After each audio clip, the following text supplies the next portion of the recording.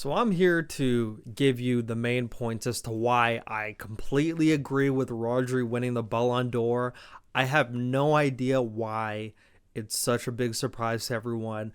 Honestly, even months ago when people were talking how it was kind of coming down to just Rodri and Vinicius, I felt in my heart it was going to be Rodri, purely based off international and what he's done.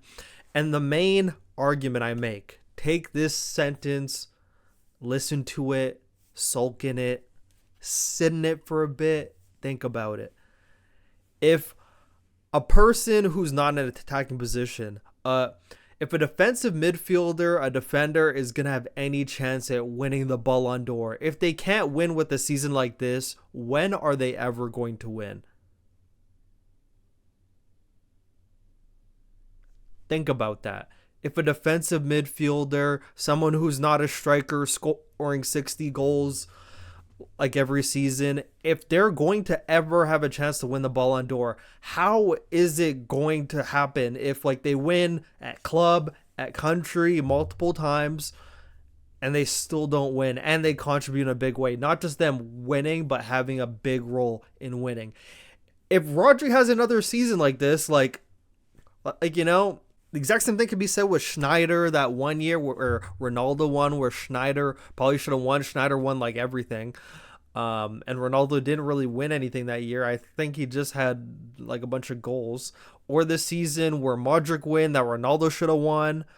Or the season where Messi won, where I thought Van Dijk should have won, because Van Dijk had probably the best season any defender could have ever had, and he still didn't win. I was like, if he can't win with this season, how is he ever going to win? So if we talk about the 2019 Ballon d'Or, when Messi beat Van Dijk by like 8 points, Messi won no trophies that season. He had 51 goals in 49 matches, sure, whatever goals. They lost the Copa del Rey finals to Valencia 2-1. They only won the Super Copa against Sevilla. La Liga they didn't win. They lost to Madrid.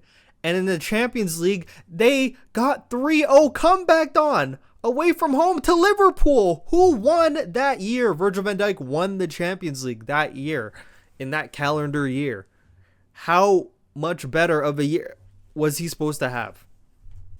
And in the Premier League season, Liverpool finished number 2. They lost to Man City by 1 point. Liverpool had one loss the whole entire season. One loss. And they still lost by 1 point because Man City went on a crazy run and won 2 more games. Convince me that Franck Ribéry wasn't robbed in the 2013 Ballon d'Or. It was the tightest Ballon d'Or vote ever. Cristiano Ronaldo took home 28% of the votes. Lionel Messi was just behind with 25%, and Ribéry completed the podium with 23%. There's no shame in losing to 2 of the greatest players ever to exist. But that trophy should have belonged to the Frenchman. He was the key man as Bayern Munich won an incredible treble, going down in history as the club's most successful side. He assisted Arjen Robben's winner in the Champions League final, scooped UEFA's Best Player in Europe award, and scored in the UEFA Super Cup as Bayern defeated Chelsea. The winger took home the Player of the Tournament award at the Club World Cup, as Bayern went all the way to scoop yet another piece of silverware. His trophy cabinet was also bursting with the addition of Bundesliga's Player of the Season. But when the Ballon d'Or votes were cast, Ribéry had to settle for third. The controversy ramped up a notch when a host of managers claimed their votes were changed. Ribéry was left feeling bitter about the experience. They extended time for votes. Something strange happened. I felt it was a political choice. Ribéry should have taken home that trophy. Disagree? Convince me otherwise. And you could even say the 2010 Ballon d'Or, which is the 2009-2010 season, because mostly everything finishes in 2010.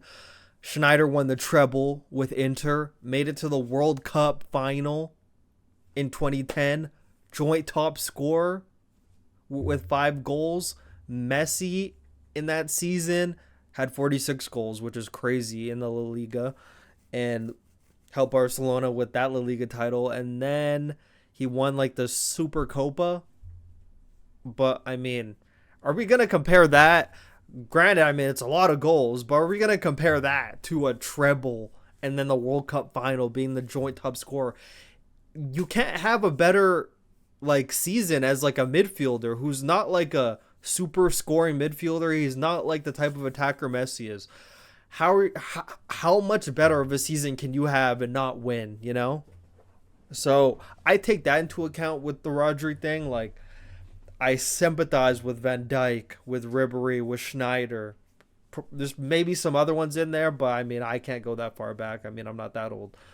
But yeah, this Rodri win does a lot for me personally. No, I'm kidding.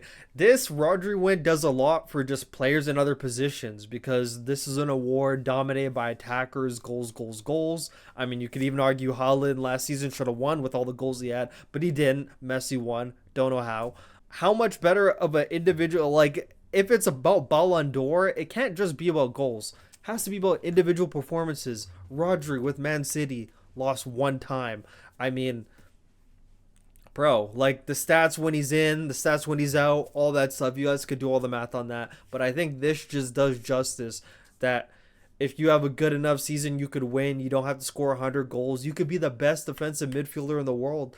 Probably happened multiple years. You could be the best defensive midfielder in the world, help your team win this, win that, do everything, but you don't have 80 goals in the season. How are you going to win, you know? So I like that Rodri won. This is a lot. I mean, Vinicius won the Champions League and La Liga, but I mean, Rodri had the Premier League, the Euros, UEFA Super Cup, and he had like one more, but I mean, like you see it on the screen already. So, I mean, good for Rodri. Good for Rodri. And also another thing, I need to clarify. I think it's childish that all of Real Madrid didn't show up to the award. Like it was like that big of a robbery that Vini didn't win. It was not that big of a robbery. Like, let's be real. Like, there's been some robberies over the years, like Lewandowski. Like Bayern Munich should have not showed up to that one. Like, how did he not win? It's because they didn't do the fucking ceremony. Anyways, never mind. But like, Bayern Munich should have fucking boycotted next year or whatever. They should have boycotted the whole thing. How did Lewandowski not win that year? You know? And like Haaland definitely should have won last year, but all Man City still showed up. They still congratulated Messi. They didn't throw a fit. It was very glaringly obvious that Haaland should have won last year, but he didn't. So I mean, this whole like, oh my god, this is like an outrage. Can't even believe this, bro. It's not that big. And especially if we want to talk about goals and like Messi and Ronaldo would win over Schneider and Ribery, who won like all the trophies, because they would have like 60, 80 goals on the season. Vinicius had like, how much did he have?